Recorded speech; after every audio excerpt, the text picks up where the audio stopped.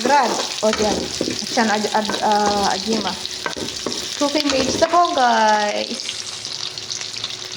Isa na tayo ng bawang, luya, at sibuyas. Add the chicken.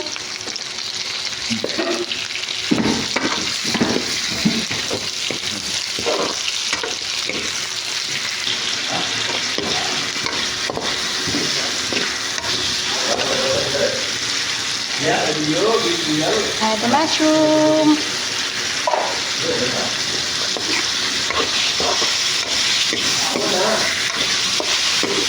Ingay ang mga itik na naman. Ingay na naman ang mga itik dito.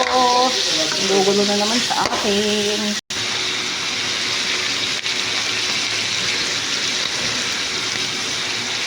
Add soy sauce. Oyster sauce. Para masarap. Haluin.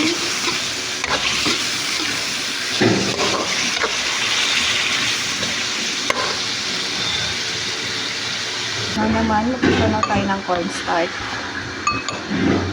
Puno tayo ng cornstarch.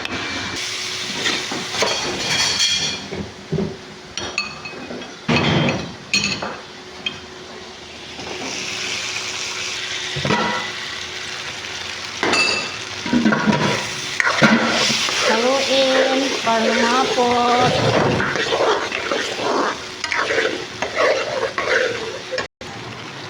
Then add the vegetables. Haluin din. Ayan, in-add ko na rin ang ating broccoli. Ay, salamat mga mamshi. Wala na ang may ingay na itik. Dito kasi ako sa kusina, nasa dirty kitchen ako kaya. Eh, nandito yung tagaluto. Pumapasok lang ako dito pag kayo nagluluto ako ng pagkain namin or I'm doing something.